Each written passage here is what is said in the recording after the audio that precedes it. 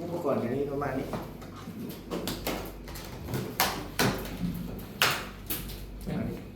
ให้กระจายว่าให้รู้เนี่ยแอม นี่อาจารย์บอกที่นี่ BC Vivo Pro ก็จะมีกล้องบันทึกเด้อนี่คือกล้องบันทึกกล้องบันทึกหัวบันทึกเนี่ยทางในก็จะมีฮาร์ดดิสก์เป็นฮาร์ดดิสก์ของนี่แหละตัวนี้ฮาร์ดดิสก์ทางในฮาร์ดดิสก์ของคอมพิวเตอร์ตั้งตัวอันนี้ก็เรียกว่า DVR นะ DVR ตัวนี้เป็นรุ่นแบบ4พอร์ตสามารถต่อได้4กล้องอันนี้มันสายจออันนี้มันสายอินเทอร์เน็ตเข้าก่อนนี้เขาต่อเน็ตเพื่อเบิ่งออนไลน์ผ่านทางมือถืออันนี้สุดเมาส์สุดคีย์บอร์ดอันนี้มันสุดสายไฟนะ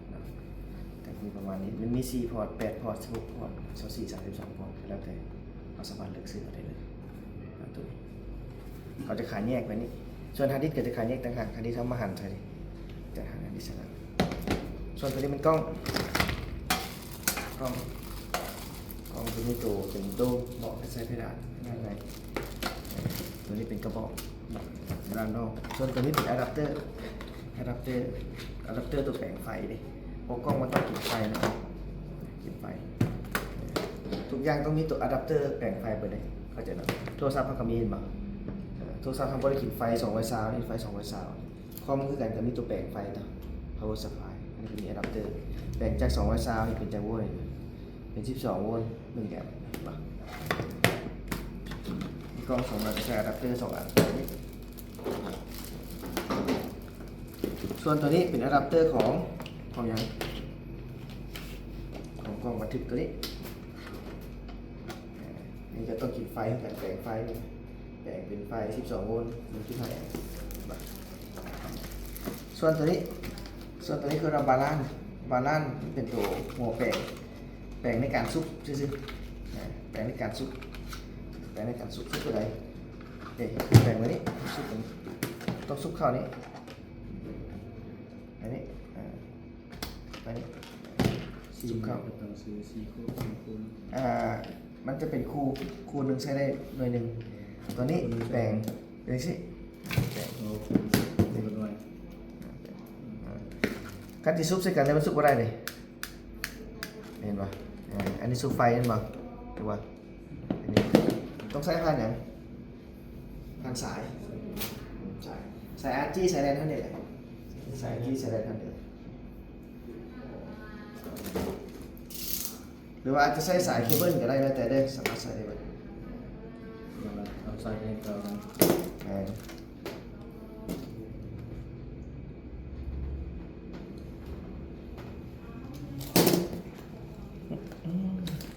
หลายสั้นแท้ใช้ได้เท่าไหร่ใส่ได้เท่านี้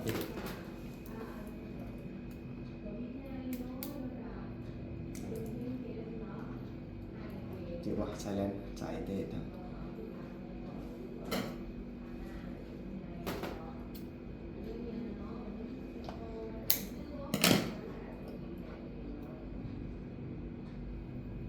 สายนี้มี4 คูณป่ะ4 คูณ 4 เซนหมายถึงว่าคูหนึ่งนี่นะสามารถใช้ได้กล้องหนึ่งนี่เป็นคูนี่มันต้องไม้ออกสิ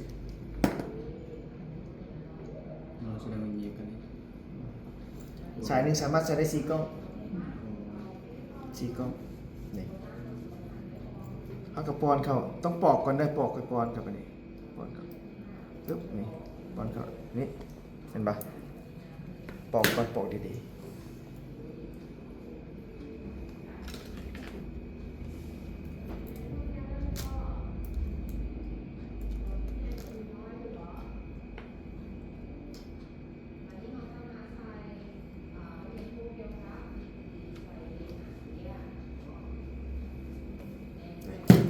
ปอกไว้นี่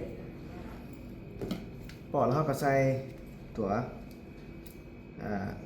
ข้าวนี่ใส่บวกเขาก็บีบก่อนเนาะบีบธรรมดาสิสีใส่ลบนี่มันอยู่แบบนี้เห็นปะ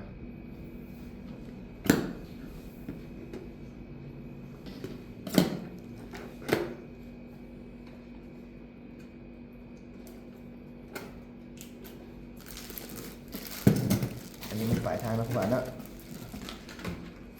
อันนี้บ่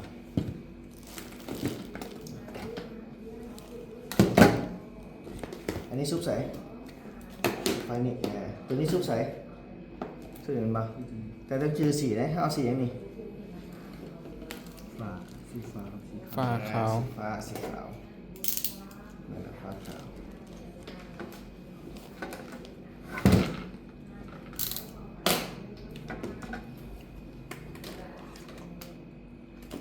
อันนี้เกิดเกิด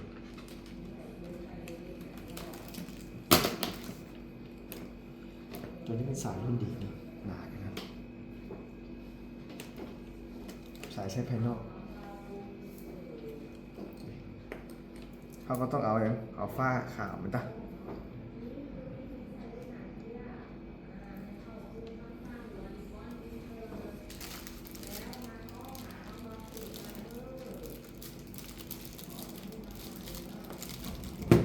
ปอกก็ปอกให้มันเห็นทอง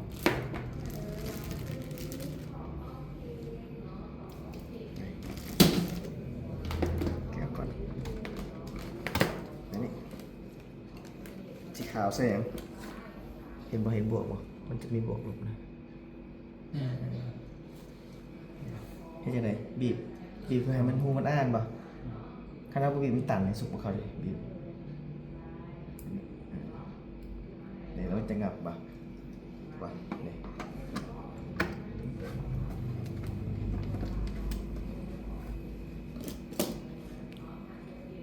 หนึ่งกล้องนี่จากตัวหนึ่งกล้องแล้วนะต่อเชือก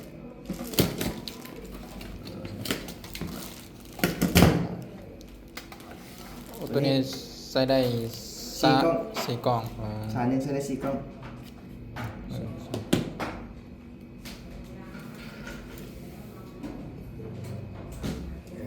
ให้จะได้ไปนี่ตัวนี้เขาก็จอเนาะเขาจากเบิ้งนี่ก็ต่อจอใส่ เกี่ยว อันนี้ไฟเรียง DVR ปุ๊บอันนี้ไฟกล้องมันจ้ะ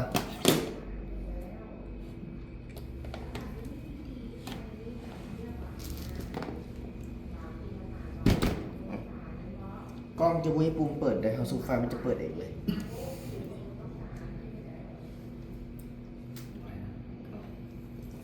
กำลังเปิดรอทัน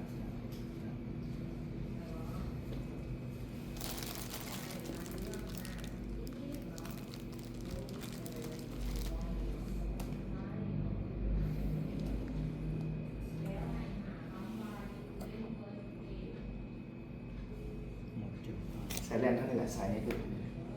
เอาแล้วบัตรสายอื่นนี่เด้ สายอื่นขั้นครูบาอยากต่อกล้องเพิ่มกับค่อยต่อตัวส่งให้ถามในตัวรหัส DVR กล้องจอปิดนี่ช่วย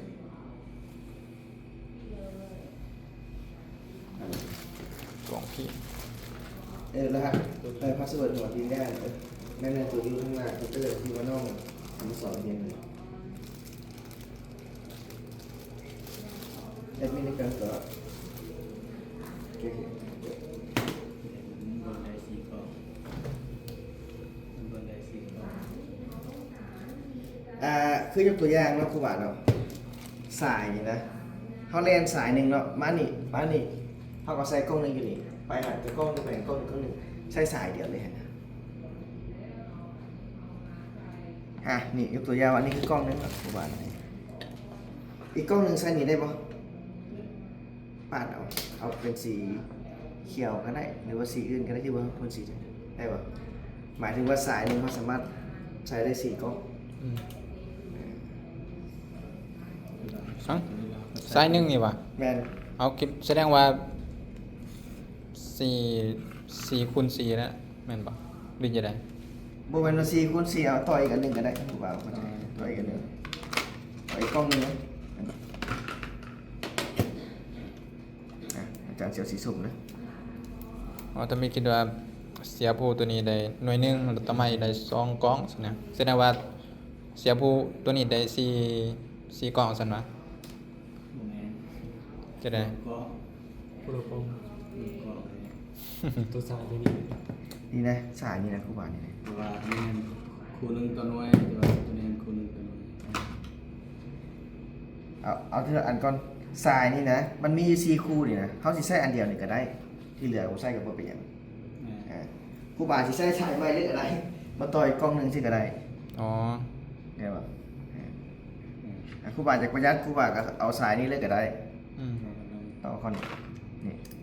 แล้วก็ซุปชิ้นนี้เห็นป่ะหูไหนก็ได้4หูนี่นะแต่วันนี้ทั้งนี่ครูบาสิเอาอยู่นี่ก็ได้ผมเมื่อกี้เอาอยู่นี่อันนี้ก็ได้ หรือว่าเขาปั้นเอาอยู่นี่ก็ได้ป่ะได้ป่ะได้หมายถึงว่าเวลาเขาเรียนสายนะตัวอยาวกล้องบันทึกอยู่นี้อาจารย์จะใช้กล้องอยู่ข้างหน้า1กล้องข้างหน้าประตู2กล้องใช่ไหมอาจารย์ก็เล่นสายเดียวไปเลยได้ป่ะ ได้ ใช่ป่ะเอา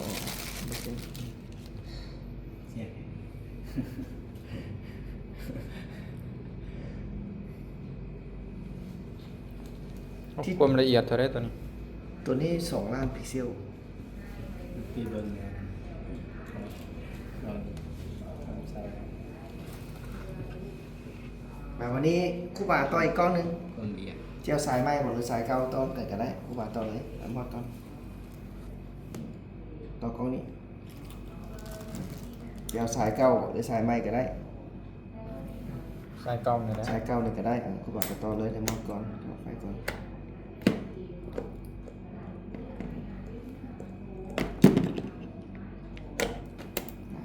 มาต่อเลยเอาสีไหนปอกก่อนขี้ปอกก่อน สีส้มสีขาว ออกนี่เนาะ เอาครีมปอกนะ สีคือแข็งแล้วใส่มันสิบ่ขาดปึ๊บ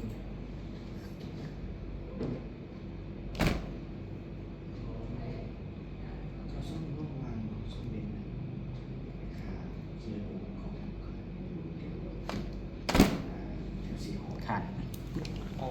วางสีคู่มันเห็นไหม ยิ้มตัด คนหูนี้มัน คัตเตอร์ตัดไปได้ ห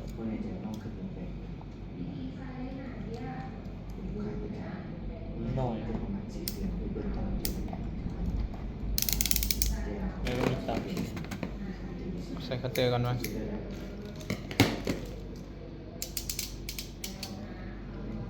ชอบตัดยาวคัตเตอร์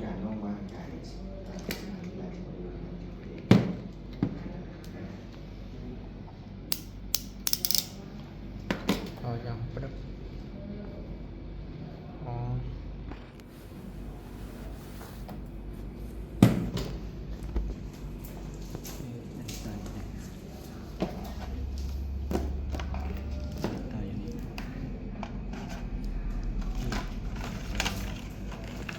ตัวนี้ก่อน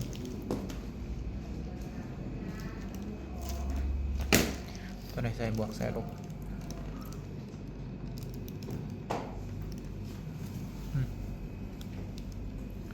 ใส่ขาวใส่บวก ขาวสีบวก โอ้คันว่าสีขาวแม่นบวกตลอดวะ แมนบวกมันสีเทาเหรอ อืม บีบเป็น2 คู่เลยบีบแห้งๆบีบให้มันอ้าทุกเข้าลายปะมันเนี่ย ข้างบน บีบบีบแห้งๆทุกเข้าในไรเนาะปะได้บอกน้องเด็กนี่ทุกคนโอเคได้ละสุกพูดใดก็ได้สุกหลอดตั้งขึ้นใช่ไหมมันจะเป็นคือตัวการดาวเทียมหรือว่าเคเบิลนะซุกเราจะหมุนได้หมุนไปหัวล็อก ซุป ซุกมันซื้อหรือหมุน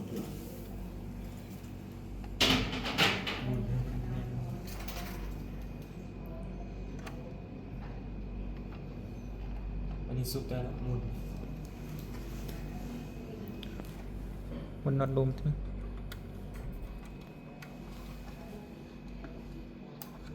คือหวาน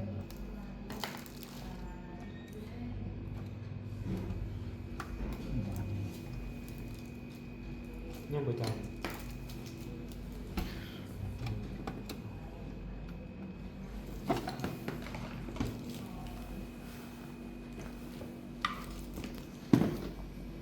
ปั่นตัวนี้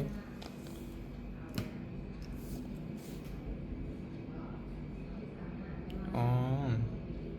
เอาไว้บนเดียวก็ได้แต่ว่ามันอยู่หลายเหยียบสมมติติดเหยียบ ถ้าเอาไปอยากใส่สายเดียวต่อหลายสาย ติดบนเดียวนั่นแหละมันสิแยกตัวแยกซ้ายแยกขวา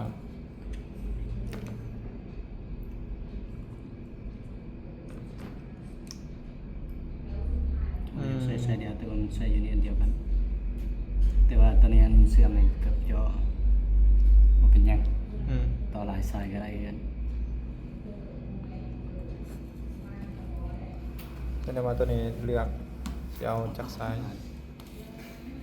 ถามว่าบ่ได้มันขาดเราได้สาย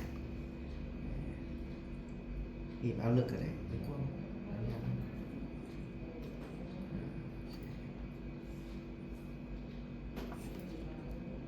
แต่ว่าหลายๆบอลเขาก็ใช้สายอะไรนะสายจานดาวเทียมอะไรว่า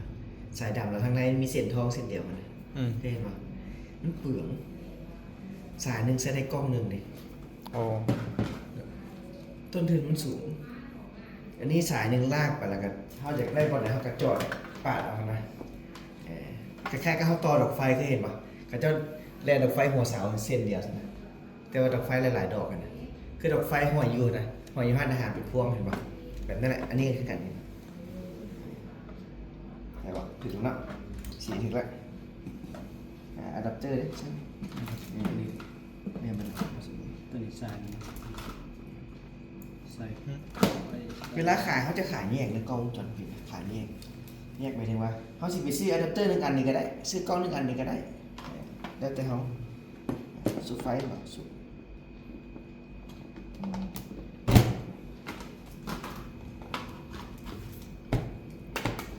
แต่ว่าเวลาอาจารย์ให้ขายอาจารย์จะขายเป็นชุดเพื่อให้ลูกค้าซื้อง่ายจะเป็นชุด2กล้อง2กล้องกับมี1 2อันนี้1แบบนี้แล้วก็เป็นชุด4กล้องชุด8กล้องเรียบร้อยแล้วถึงแล้วนะเปิด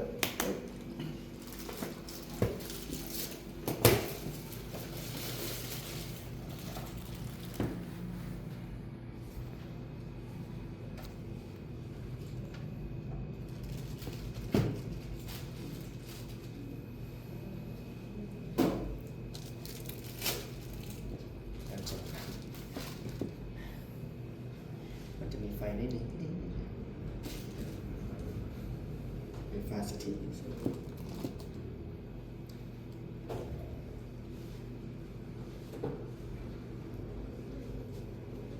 ของอาจารย์เลยแอบนะปึ๊บบ่ะอันนี้อยู่บ้านอาจารย์เนี่ยจะเปิดกล้อง เรียกว่าสี่กองนี่นะ 8กล้องบ้านอาจารย์นี่ ก็ นี่กล้องหน้าบ้านในเฮือนครัวบัก8กล้องอันนี้มันอยู่การเนี่ยมันจอดรถอันนี้ก็ของการ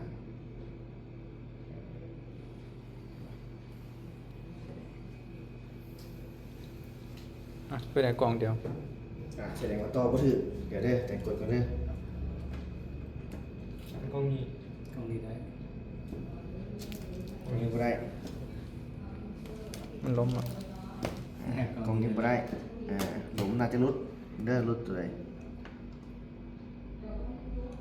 นี่เห็นมันขาด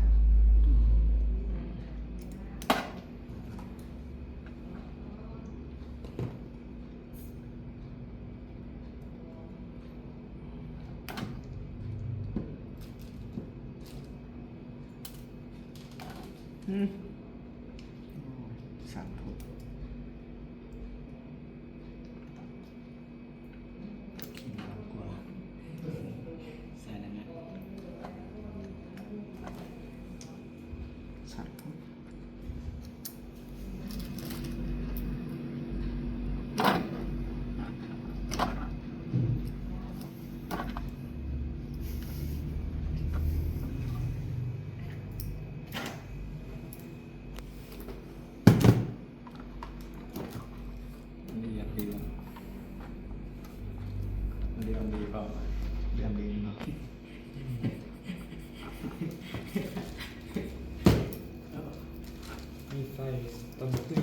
ต้ แมนระบบเซ็นเซอร์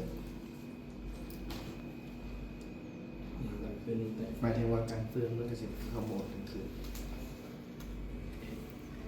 อ่ะเรียบร้อยแล้ววิธีการกดเช็คกล้องนะการที่บอกเช็คง่ายๆเลยเวลากล้องลูกค้าเพย์จัดไปเบิ่งหนึ่งถามว่ากล้องนี้บ่ขึ้นเนาะเดี๋ยวกล้องนี้บ่ขึ้นที่จัดจับมันบ่ขึ้นจอทีนี้หนึ่งเฮ็ดจับเบิ่งอะแดปเตอร์นี่นะนี่เบิ่งไฟนี่ง่ายๆเนาะมักเป็นไฟนี้บ่ฮู้มันอะแดปเตอร์ตายเปลี่ยนเลยสองบาลานซ์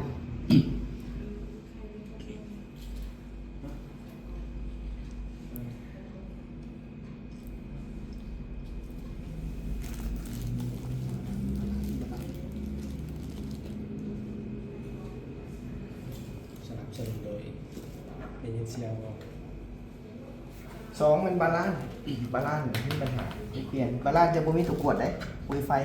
เขาก็คือเมื่อกี้แหละมันบอมันหลุดมันขาดเดี๋ยวเขาก็เอาบาลานซ์มาเปลี่ยนใหม่เอิ้นบาลานซ์สุดท้ายคือตัวกล้องมีปัญหา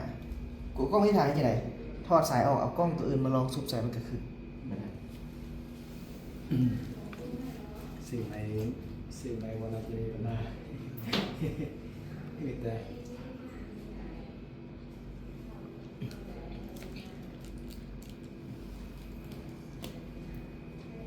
กล้องนี้มีแบบเสื้อสายนี่มันบอก ใส่ F เมื่อกี้ เสื้อสายแลมเป็นยังไงบ้าง แมนใช่เป็นแบบนี้ แบบเสื้อกล้องเดียว ฮะ เสื้อสายแลมมีเบอร์เสื้อตรงกล้องเดียว เสร็จแล้วเนี่ยมันมี4คูใช้ได้4กล้องฮัลโหล ชื่อกล้อง ชีพเป็นสุดแม่ ใส่เลนส์ใส่ดีพี่นะจะมี แม่ ใส่อะไร อันนี้ตัวนึงตัวน้อย ตัวนี้มันมีเดี๋ยวผมมีด้วยเสื้อสาย 300เมตร สายแลมมีตัวกล้องมันอย่างเดียวเสื้อสายแลมมีเลย ตัวหนาเลย ใส่สายยางแต่มันอาจสิดึงยากแก่ยากต่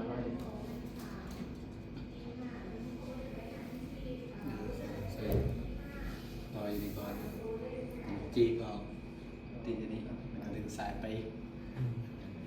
โอเคเข้าใจ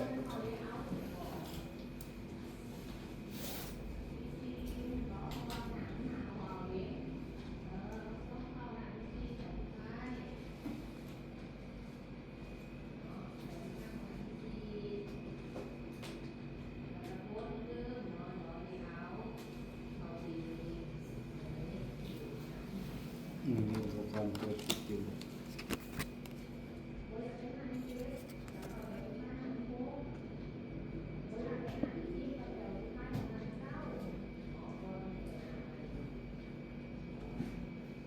เป็นตัวสแกน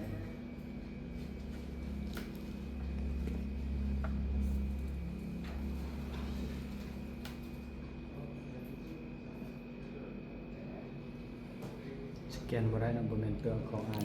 ใส่ F ตัวเมื่อกี้เบิ่งบ่ บ่แม่นตัวอ่าน ตัว F EC นะ EC EC Viewer Viewer Pro ป่ะ Viewer Flash ใส่ Viewer Flash บ่เห็น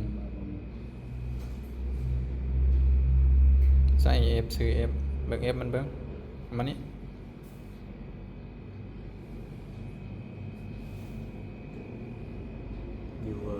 Viewer Flash แต่ว่ามันยาวกว่า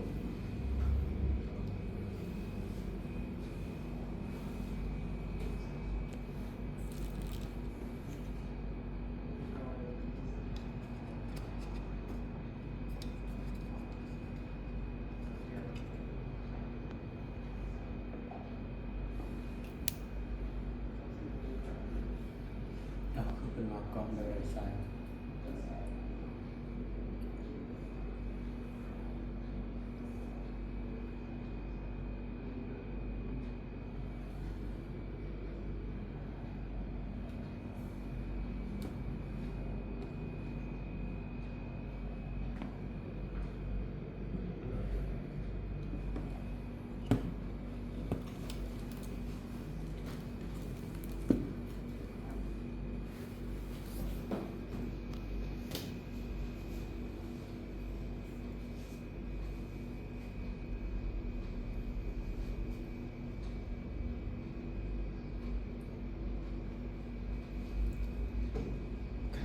ซื้อกล้อง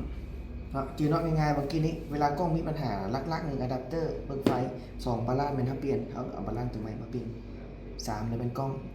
ส่วนตัวนี้บางคนมีปัญหาปานใดตัวนี้จะพีกันในกรณีแบบฟ้าผ่า อืม ฟ้าผ่าหรือไฟลัดวงจรมาพี ปลานี่ตาย แม่นตัวนี้ก็มักมีปัญหาแต่กรณีกับคล้ายๆกับไฟนี่แหละส่วนหลายมันพวกไฟแบบพวกฟ้าห้องฟ้าเหลืองฟ้าผ่ามันมักแต่ว่าจะบ่ค่อยเพย์คือกล้องอาจารย์ใช้อยังนี้ตั้งแต่ปี 2014 แล้วมันเก็บความจำได้บ่ เก็บความจำมาขึ้นกับตัวนี้ฮาร์ดดิสก์ตัวนี้ฮาร์ดดิสก์จะมี1,000 กิก 2,000 กิก 3,000 4,000 กิกเอาก็ใช้ได้เลย คือตัวอย่างว่า4กล้องตัวนี้นะมันตัวอย่างว่าเขาใส่จะ2กล้องเนาะนี่2กล้องเขาใส่ฮาร์ดดิสก์ 1,000 กิก 1,000 กิกนี่ก็จะได้เบิ่งได้ประมาณเป็นเดือนพุ่นได้เบิ่งย้อนหลัง แล้วพอถ่ายเอาเราควรจะมีได้ไปดูอะไรบ้าง ได้ฝัน รวมได้เป็นที่ โอ้แจ้งล่วงหน้าได้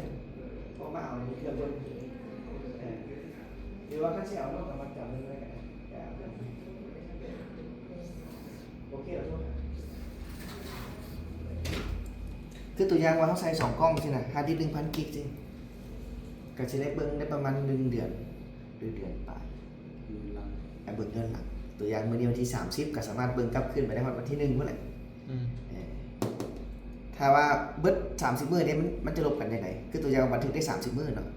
เดี๋ยวนี้มื้อวันที่30สิมื้ออื่นมันจะบันทึกวันที่1สินะมันก็จะไปลบวันที่1ข้างหลังนะ อืม ลบไล่กันกดกันไปสิเข้าใจบ่ อ๋อมันลบเองอัต มัน โน บ่ มัติ ว่าลบเบิดมาเดียวแล้วบันทึกใหม่เด้มันจะลบเองลบอัตโนมัติเลย อันถ้าเซฟเก็บไว้ หึ เซฟเก็บเก็บไว้ข้อมูล จักหน่อยสิพาเบิ่งบันทึกมาเลยสิพาเบิ่งย้อนหลังเพิ่นว่าเซฟข้อมูลไว้ ถ้าว่าเขาใส่4กล้องวันนี้เขาเอาต่อใช้เบิด4กล้องนี่ก็สิเบิ่งบ่ฮอด30มื้อได้เห็นปะก็จะได้ประมาณ15 16มื้อประมาณนี้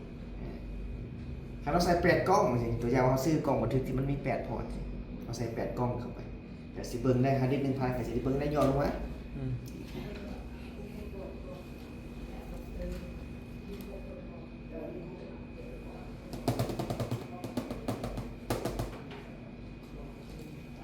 เอา2 3 4 สิลง YouTube เอาวันนี้ครับจะได้มา ลง YouTube แล้วไปเบิ่ง ต่าง 2,000 เกี่ยวกับกล้องวงจร มาเบิ่งเด้อ2030เขามาเบิ่งตัวนี้ เพื่ออนาคต อนาคตแล้ว ครับ ลงไว้มันก็บ่ลบเนาะ อันนี้คืออะไรกัน นักเรียนมีแต่3คน ส่วนผู้อื่น มันมีเป็นขั้นตอนนิดนึง มีธุระ มันมีจุด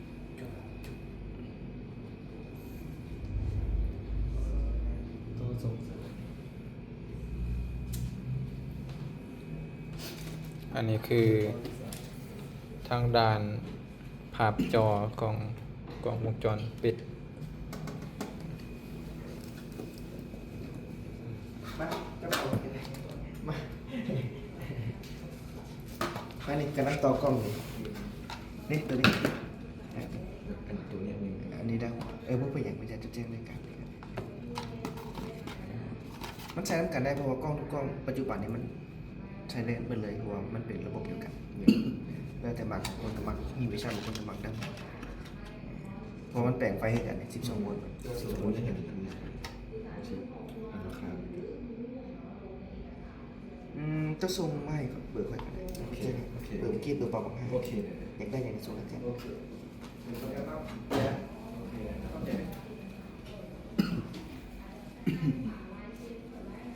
โอเคเนาะวันนี้เขาสิมาเบิ่งย้อนหลัง เบิ่งผ่านทางโทรศัพท์มือถือเราต้องมีเมาส์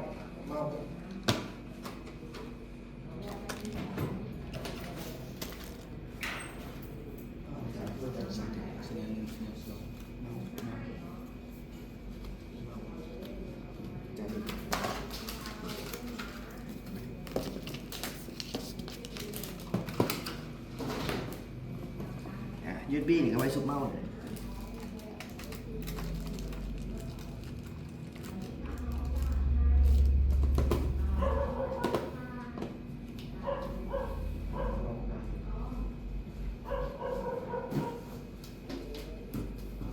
ลิกขวา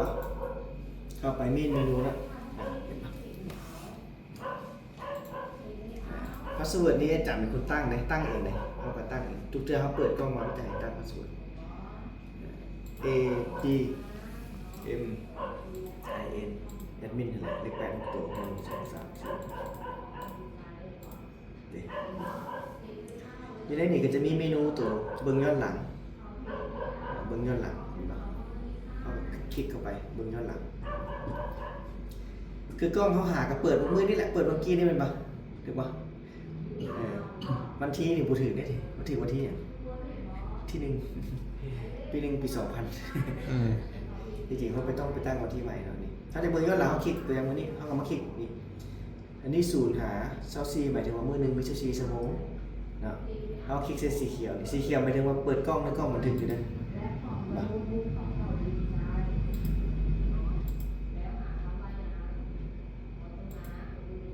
นี่ โอ้อันนี้ย้อนหลังว่ะ แม่ละเบอร์ย้อนหลังเลยเบอร์เมื่อกี้นี่แหละเดี๋ยวหลังถึงเดี๋ยวหลังมาถึงเดี๋ยวนะ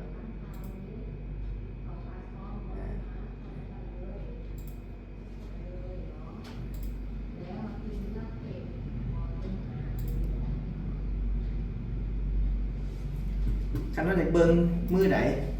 เขาเอาคลิกเส้นเลยเดือนใดนี่อันนี้เป็นเดือนเป็นเดือนเดี๋ยวเบิ้งจะกล้องกับเบิ้งอยู่ได้เลยสามารถคลิกได้เลย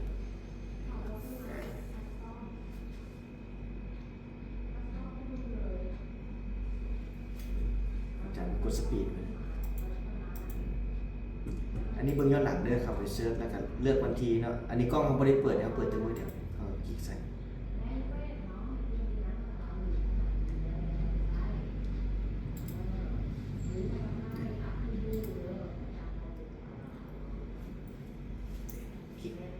ตัวอย่างเขาจะเอาตอนนี้มีออกเนี่ยตัดตอนนี้ไปเนาะเนี่ยตัดไปส่งให้ตำรวจซะเลย เขาก็จือเอาจือแล้วเขาคลิกใส่กล้องนี่ก็ได้นี่เขาเบิ่งเลยกล้องที่อะไรนี่ 24 ปี 2001 เดือนวันที่เวลา 12 โมงเอา 12 โมง00หา 12 โมง 13 1 นาทีนะตัด1 นาทีเขาก็คลิกขวาออกคลิกขวาออกคลิกขวาออกเอาว่ายึดบี้มาแบบนี้อันนี้ยึดบี้ถูกป่ะยึดบี้ซุกเข้าไปเพราะว่าเขาจะเอาวิดีโอออกใส่ยึดบี้ได้ไหมบ้าง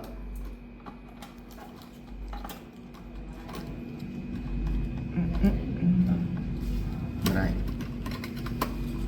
USB เนี่ย มีป่ะมีนิดหน่อยป่ะ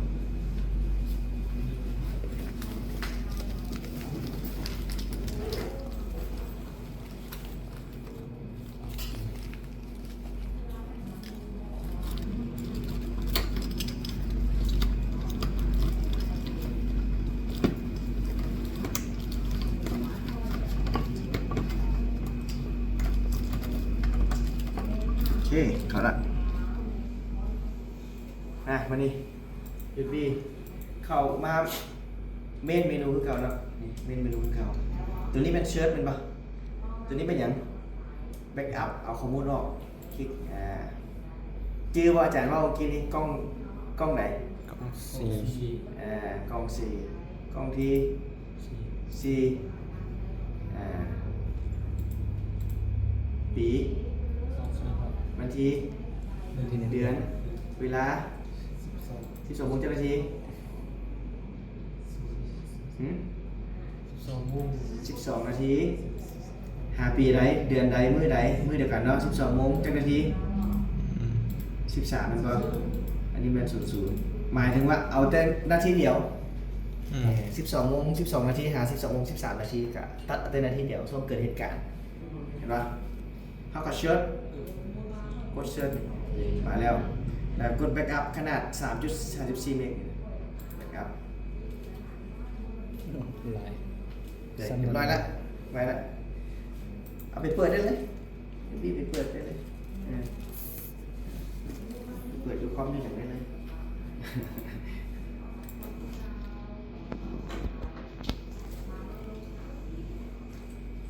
ไปถ่ายคนเลยกันแหละ 30 ปีมาเบิ่งเด้อ เดี๋ยว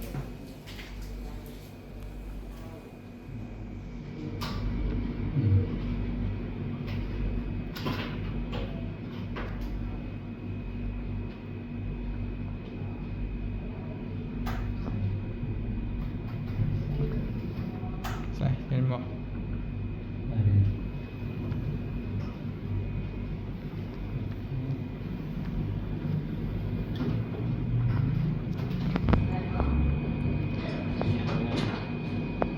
แล้วก็ อืม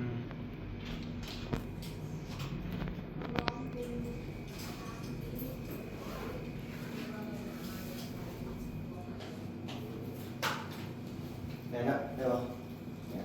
วันนี้เขามาเบิ่งออนไลน์ผ่านทางมือถือเหมือนออนไลน์ผ่านทางมือถือได้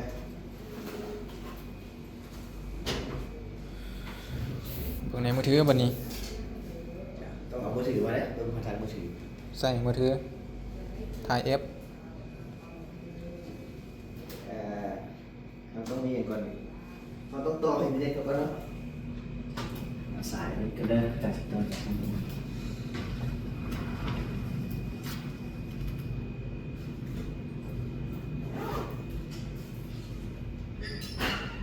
F ซื้อหยัง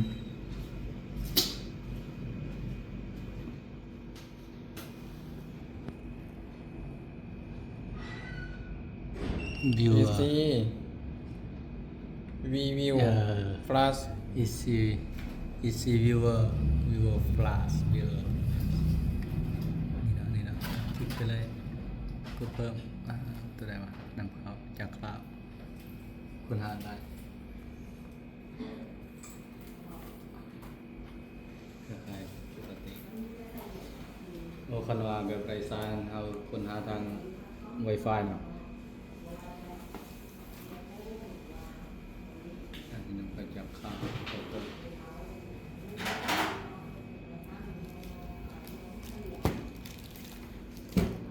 ชื่อผู้ใช้แอดมิน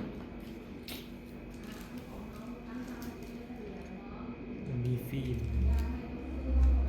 แม่นหยัง กันฝุ่น บ่มีวะอ๋อ ยังไงเด้ยังไง จะซอกสันกันก็ เอากล่องแบบมันหมุนได้พุ่น หมุนได้ก็มี อันนี้ก็หมุนได้วะ เนี่ยมือหมุนเหรอกล้องหมุนได้เป็นกล้องอันนั้นกล้องตัวราคาที่ อ๋อก ล้องสปีดโจ้มันน้อยๆแบบใส่ซิม อ่า หน่อยหนึ่ง500,000 ใส่รถแล้วให้มันได้มาตรฐาน ไปจับแล้วก็ยัดสูงๆเข้าไปเลยเด้อ ไหนซ้ายทางตอนนั้นน่ะ แม่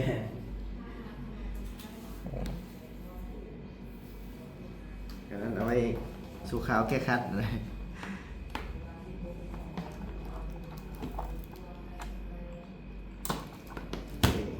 ต่อกับตัวเราเตอร์ Wi-Fi ด้วย โอ้ใช้สัญญาณมัน ใช้อินเทอร์เน็ต ใช้ Wi-Fi เพื่อต้องการเบิ่งผ่านทางมือถือออนไลน์ โอ้ การทำเบิ่งผ่านจอใช่กับว่าเอาเข้ากันได้ความหมายคือเขาก็อยู่เขาอยู่บนอื่นจัง อืม คืออาจารย์เปิดเบิ่งกินเลย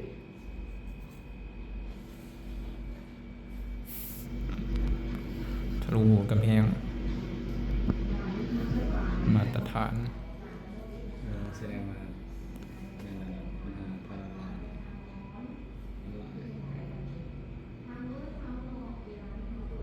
ตอนนั้นมดเข้าไปที่เครือข่ายโทรศัพท์ตอนนั้นมดมีปัญหาไปที่การจัดการระบบเครือข่ายโทรศัพท์เอาไปที่เครือข่ายโทรศัพท์เพื่อนที่ผู้ช่วยและเปิดใช้งานผู้ช่วยและผู้ใช้ไปที่ วันนี้วันที่หยัง โซ่ วันที่26เดือน11 2025 ตัวนี้ก่อน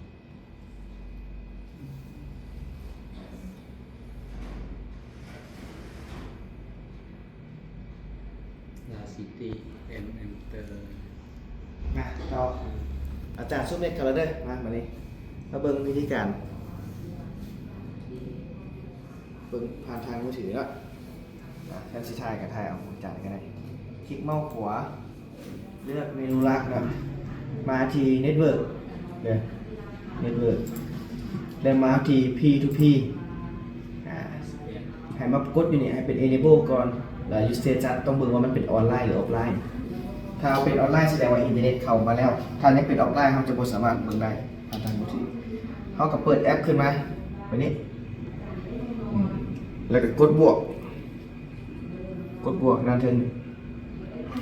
แล้วก็กดสแกนเขาก็สแกนสแกนแล้วก็กด next สแกนแล้วบอกกด next กด next เลือกอุปกรณ์แบบใช้สาย ไม่มี สแกนตรงนี้ได้ครูบา กด next เลือกตัวที่สองแล้วก็ดีไว้เนมในชื่ออย่างเขาใส่ชื่ออย่างก็ได้ตัวอย่างว่าจะใช้ว่า room username นี่หมายถึงว่าตัวนี้นะ username กับ password นะตัวที่อาจารย์ออกอาจารย์สิล็อกเอาท์กันได้นี่ล็อกเอาท์คลิกขวาเมนูลักนี่เห็นปะ username กับ password นี่นะ password อาจารย์เป็นหยัง A D M I N เลข8 6ตัว1 2 3 4 5 6นี่ชื่อเป็นแอดมิน password มันตัวนี้ว่าเขาก็ใส่ตามนี้เลย username admin password เป็นหยัง A D M I N 1 2 3 4 5 6เป็นปะถูกปะแล้วกดเซตนี่มันก็สามารถเบิ่งได้เนาะเดี๋ยวมาดูได้ไหมสัมภาษณ์เดี๋ยวให้เบิ่ง2 กล้องบ่กล้องหนึงใช้ครูบาเซฟรอท่าลิซ่าเด็กอาจารย์เบิ่ง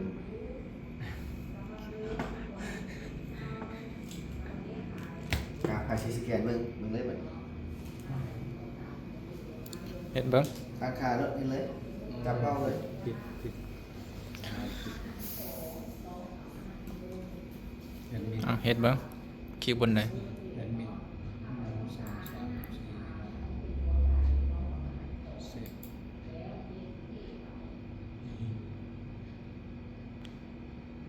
10ต้องเอานี่ออกเฮ็ดอะไรได้ละนี่นั่นแหละ เฮ็ดมิน เอาสมาร์ทเราได้ไม่จ่ายสมาร์ทเราได้ก็เอาสมาร์ทเราในนี้ได้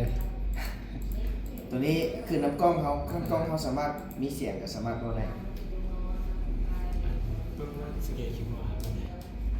Network P2P เนี่ย เติม ออนไลน์มาออนไลน์มันสามารถทางถือได้เลย ได้แล้วมั้ง ได้แล้ว แค่โทรศัพท์จังลองเฮ็ดดิ เห็นเลยไผสิเบิ่งย้อนหลังมานั่งกดเมาส์เลยตั้งค่าตั้งอย่างสิเพิ่มอย่างบัญชีผู้ถือบ่เสร็จแล้วเข้า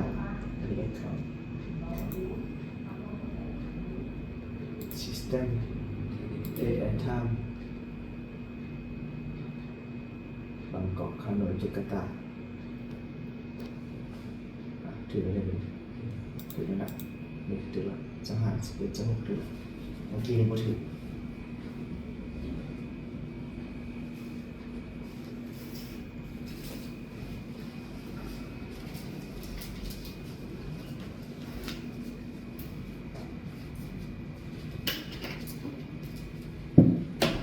เลย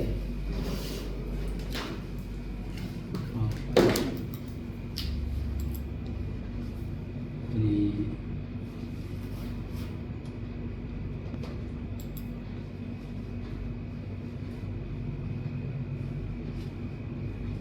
ที่สอง สู้เรื่องการใช้ให้สองเรื่องนะครับ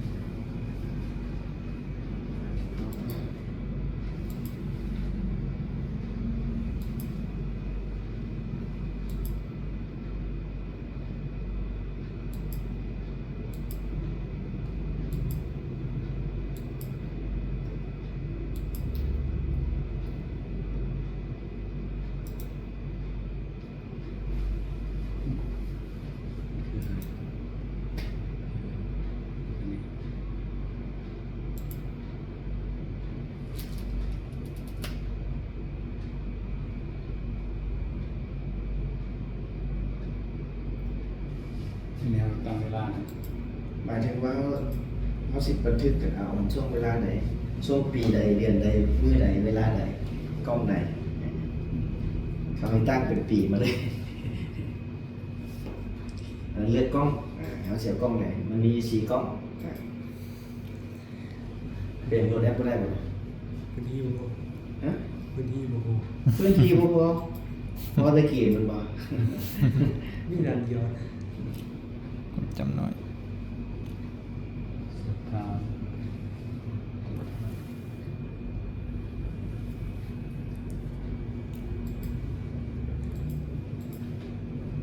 เข้าไปบันทึกใหม่นะ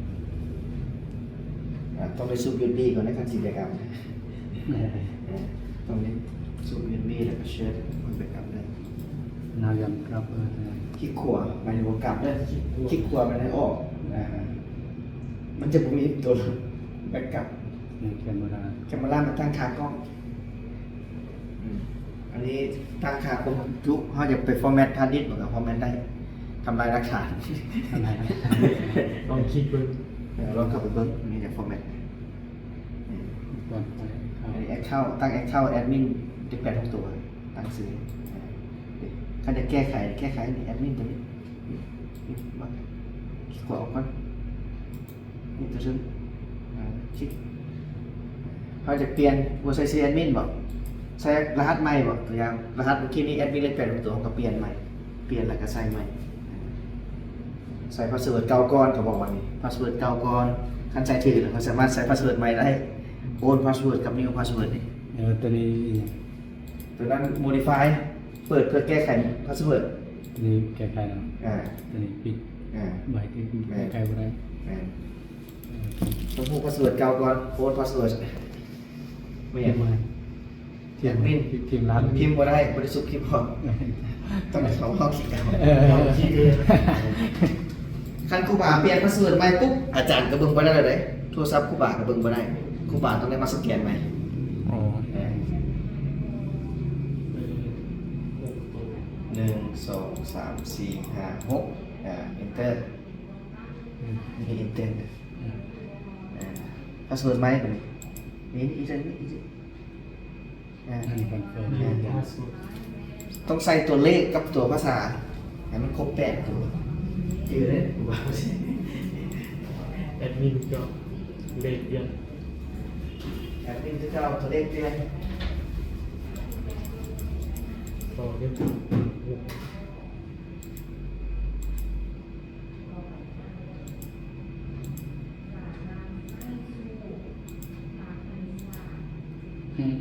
เดี๋ยวอันนี้เป็นพาสเวิร์ด ทีวี จากที่นี่เป็น คอนเฟิร์มพาสเวิร์ดใส่ตัวเก่ายืนยัน อ๋อ นี่มันไม่ขึ้น คอนเฟิร์ม บ่ถือนะกดบ่ถือ มีคนแรกอันนี้คอนเฟิร์ม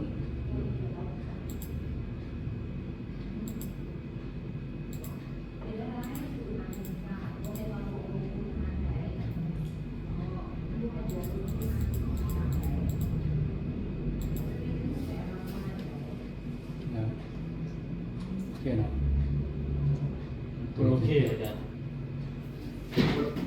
ใช่แล้วบอกหรือว่า เซิร์ฟคอนเฟิร์ม กดโอเค ไปไหน คลิกเปลี่ยนละลองเบิ่งอยู่โทรศัพท์มันเป็นมือในบอกมึงก็ได้เลย ตัวนี้มันย้ายมันให้แอปเนี่ย บอกเพิ่มยูเซอร์ อันนี้คือ ที่เพิ่มจิ๊กยูเซอร์ก็ได้ เปลี่ยนอันมาเลยมาว่ามันนะอะไรก็ เนี่ยอาจารย์ดึงมาได้ครับเนี่ย enter new password ครูบาเปลี่ยน password เลยครูบาสิเบิ่งครูบาบ่แม่นสแกนให้เบิ่งกับกดเพลงเลย อืม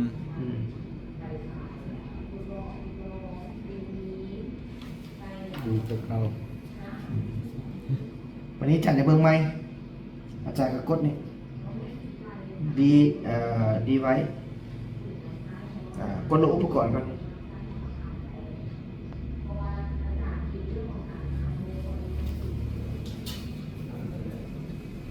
delete วันนี้ขั้นอาจารย์ในเบื้องไม้ให้จะไหนกดเครื่องหมายบวกมาจ้ะสแกน อืม สแกนกดเน็ก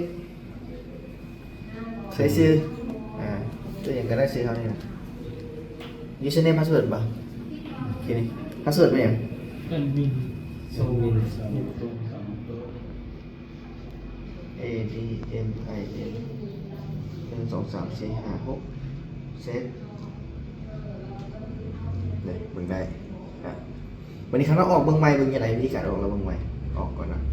เข้าปุ๊บนี่ตัวนี้จะรวมแล้วนี่กดนี่เฮ้